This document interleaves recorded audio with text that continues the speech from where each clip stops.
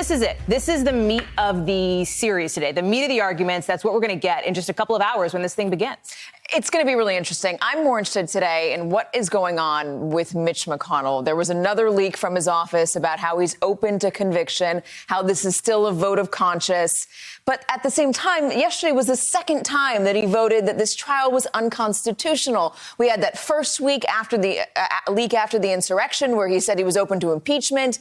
And then he delayed the trial until after Donald Trump was out of office, voting twice again to say it was unconstitutional. What exactly is going on here? Is he sending a bat signal to the GOP? Is he telling, is he liking the fact that we're talking about it around this table? Is he trying to have his cake and eat it too?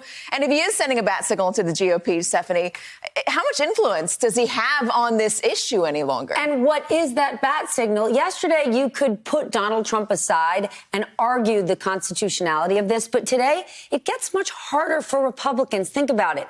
After the insurrection, the first video that former President Trump made, he spoke to those rioters like they were allies. He did say, go home.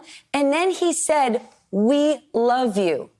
Democrats are going to say that over and over the next couple of days. They are going to repeat these images, these videos. And how did Donald Trump respond to it? He said, we love you. You have to bring it back to the math, too, because you have right now 6 Republicans who have indicated we don't know how they're going to vote on the ultimate question of conviction, right? But they at least think the trial is constitutional. You have people like Senator McConnell, other members, by the way, of Republican leadership.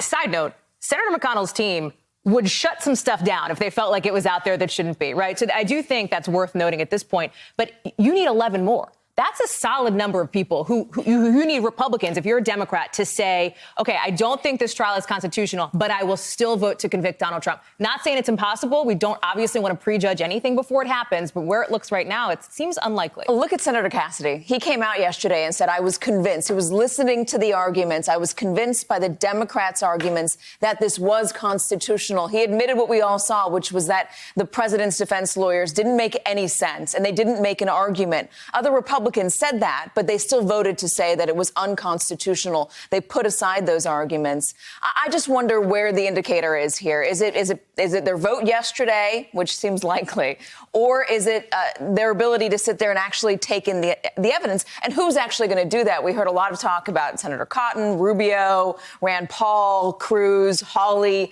not paying attention yesterday as the Democrats were making their case. Well, luckily America paid attention. Yeah. America watched those videos over and over, and they've got to go home and talk to their constituents.